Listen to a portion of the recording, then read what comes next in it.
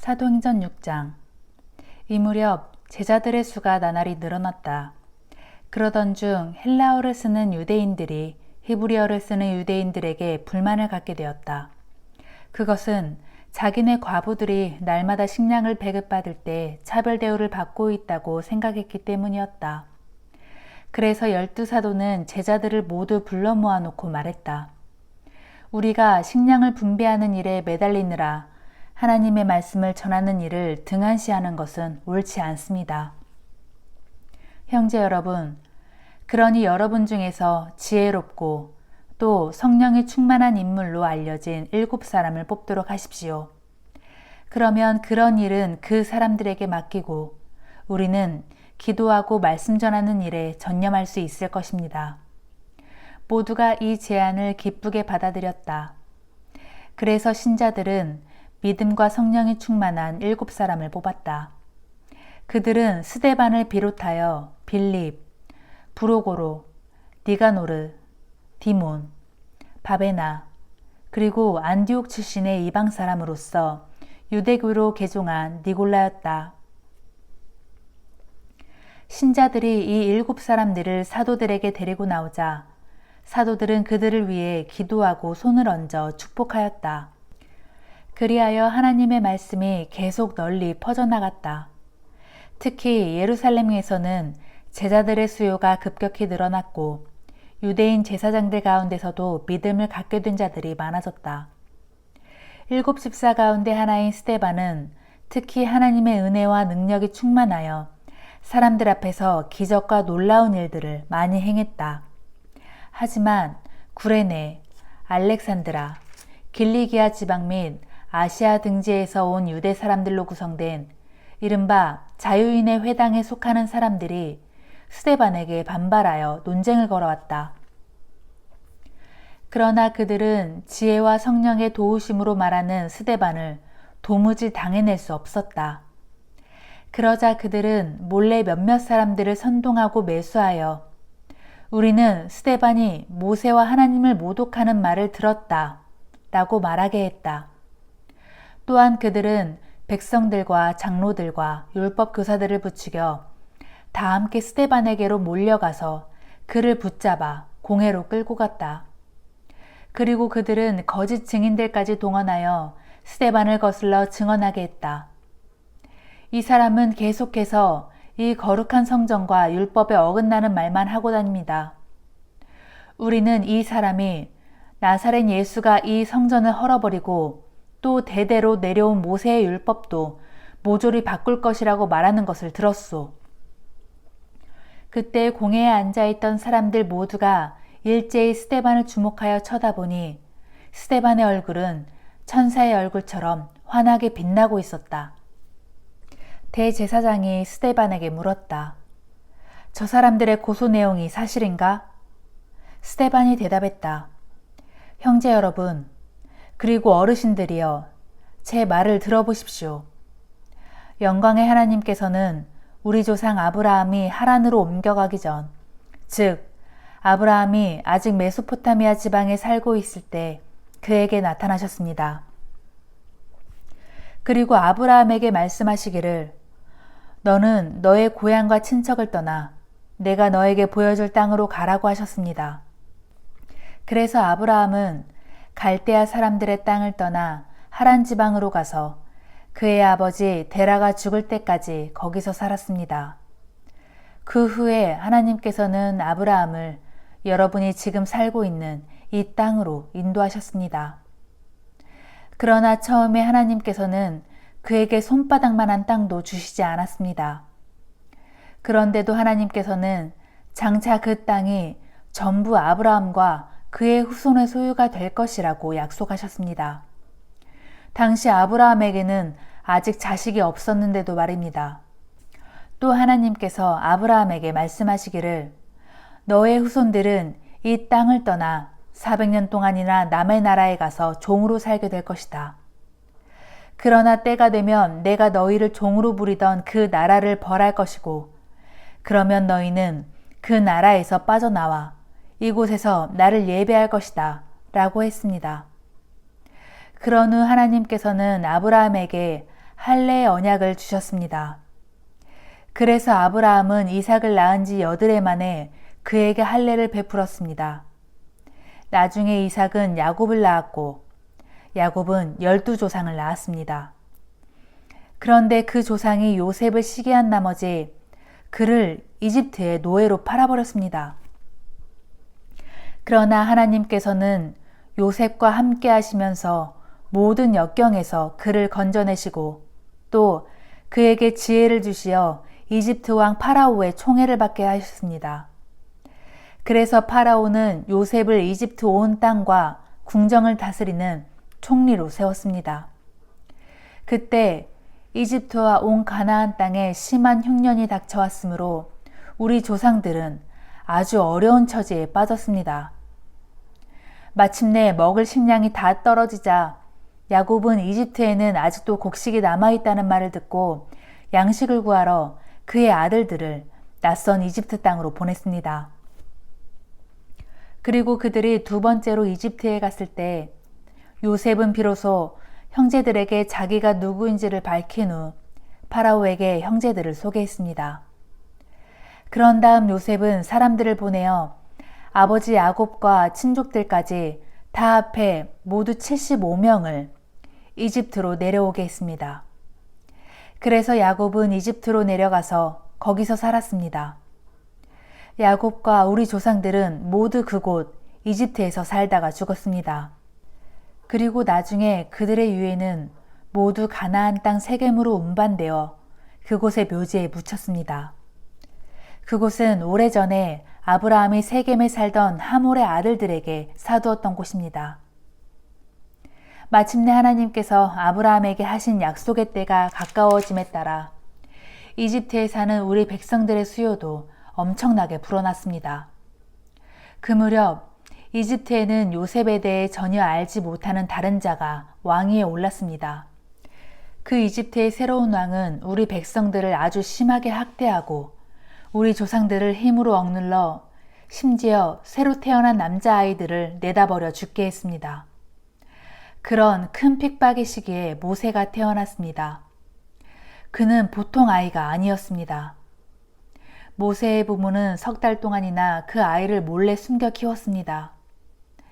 그러나 아이가 자라남으로 더 이상 숨길 수 없게 되자 할 수 없이 그 아기를 나일강에 내다버리게 되었습니다. 그런데 때마침 이집트 왕의 딸의 눈에 띄었고 그녀는 모세를 물에서 건져 자신의 아들로 삼아 길렀습니다. 그리하여 모세는 이집트 궁중에서 당대 이집트 최고의 교육을 받아 말로나 행동으로나 아주 능력 있는 사람이 되었습니다. 모세가 40살이 되었을 때 그는 자기 동족인 이스라엘 사람들의 사정을 살펴볼 마음을 가졌습니다. 그런데 어느 날 모세는 자기 동족 하나가 이집트 사람에게 억울하게 학대당하는 것을 보고는 동족의 편을 들어 싸우다가 그만 그 이집트 사람을 죽이고 말았습니다. 모세는 자기가 이스라엘 사람을 도우라는 하나님께서 보내신 사람이라는 것을 동족들이 알아주기를 바랐지만 이스라엘 사람들은 그 사실을 전혀 인정하지 않았습니다. 이튿날 이번에는 모세가 같은 동족인 이스라엘 사람끼리 서로 싸우는 것을 보았습니다. 모세는 싸움을 말리며 말했습니다. 여보시오, 한 핏줄끼리 싸우면 되겠소? 이게 무슨 짓들이오? 그러자 동료를 괴롭히던 사람이 쓸데없이 간섭하지 말라며 모세에게 대들었습니다. 당신은 뭐요? 누가 당신을 우리의 지도자나 재판관으로 세우기라도 했소? 어제는 이집트 사람을 죽이더니 오늘은 나를 죽일 작정이요? 이 말을 듣고 모세는 아차 싶어 이집트 땅을 급히 도망쳐 나와 멀리 미디안 땅으로 갔습니다. 그리고 거기에 눌러앉아 오래 사는 동안 모세에게 2 아들이 태어났습니다. 모세가 미디안 땅으로 도망쳐 온 지 40년이 흐른 뒤 어느 날 모세가 시내산 근처의 광야에 있을 때였습니다. 갑자기 한 천사가 가시나무 덤불이 타오르는 불길 속에 나타났습니다. 크게 놀란 모세가 무슨 일인가 하고 더 자세히 보려고 가까이 다가가자 주님의 음성이 들렸습니다. 나는 너의 조상들의 하나님, 곧 아브라함의 하나님, 이삭의 하나님, 야곱의 하나님이다. 모세는 두려워서 감히 고개조차 들지 못했습니다. 주님께서 계속 모세에게 말씀하셨습니다.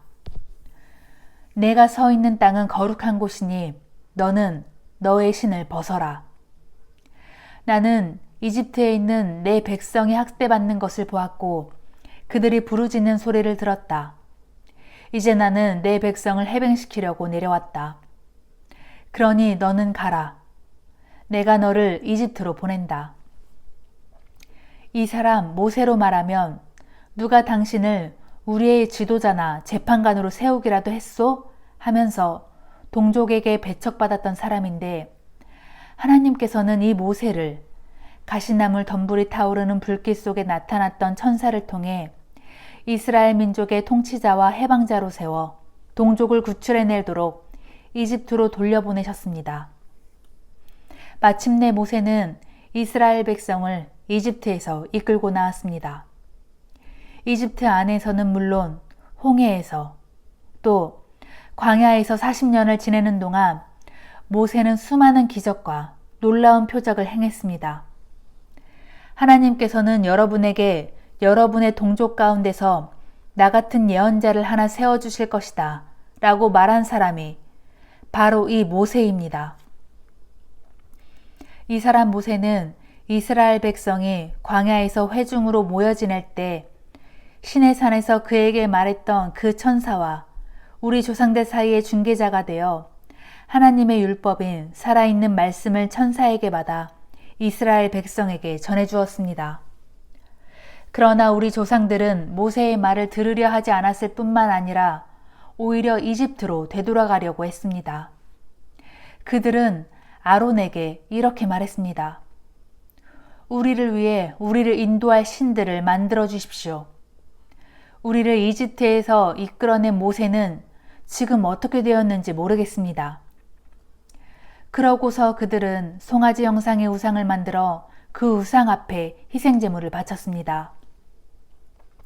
그들은 자기들의 손으로 만든 그 우상을 섬기며 기뻐했습니다.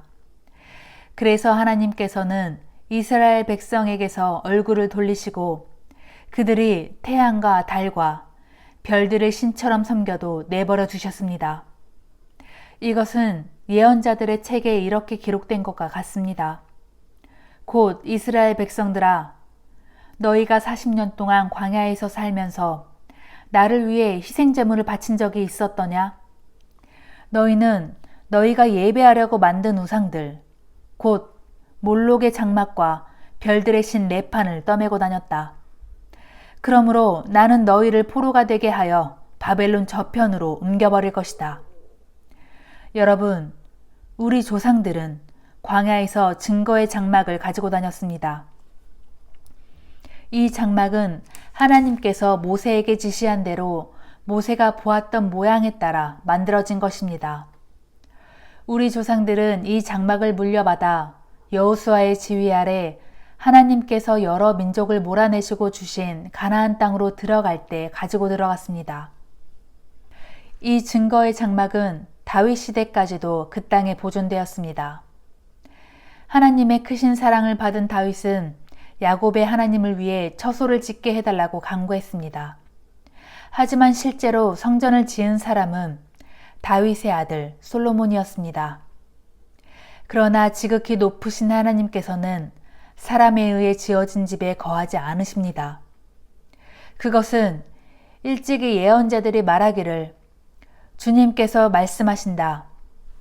하늘은 나의 보좌요, 땅은 나의 발판인데 너희가 나를 위해 무슨 집을 지을 수 있으랴? 내가 들어가 쉴 수 있는 곳이 어디에 있으랴? 세상의 모든 것들이 다 내 손으로 만들어진 것이 아니더냐? 라고 한 것과 같습니다. 고집센 마음과 꽉 닫힌 귀를 가진 사람들이여, 여러분은 여러분의 조상들처럼 언제나 성령을 거역하고 있습니다. 여러분의 조상들이 박해하지 않은 예언자가 한 사람이라도 있었습니까? 여러분의 조상들은 장차 의로우신 분이 오실 것이라고 예언한 자들을 죽였지만 이제 여러분은 이 땅에 오신 바로 그 의로우신 분을 배반하고 십자가에 못 박아 죽였습니다. 여러분은 천사들이 전하여 준 하나님의 율법을 받았으면서도 그것을 지키지 않았습니다. 스데반의 말을 듣고 공회 사람들은 화가 치밀어 올라 스데반을 보며 이를 갈았다. 그러나 스데반은 성령이 충만하여 하늘을 우러러보니 하나님의 크신 영광이 보이고 또한 예수께서 하나님의 오른편에 서 계신 모습이 보였다. 그런 광경을 보고 스데반이 크게 소리쳐 말했다. 보시오, 저기 하늘이 열리고 인자가 하나님의 오른편에 서 계십니다. 그러자 사람들은 손으로 귀를 틀어 막으면서 목청껏 소리를 질러더니 일제히 스데반을 향해 달려들었다. 그런 후 그들은 스데반을 붙잡아 성 밖으로 끌어내더니 돌로 치기 시작했다. 그때 스데반을 고소했던 거짓 증인들은 겉옷을 벗어서 사울이라는 청년의 발 앞에 놓았다. 돌들이 날아오는 가운데서 스데반은 기도했다. 주 예수님, 제 영혼을 받아주소서. 그러고는 무릎을 꿇고 큰 소리로 부르짖었다. 주님, 이 죄를 저 사람들에게 돌리지 마소서. 이 말을 남기고 스데반은 고이 잠들었다. 아멘.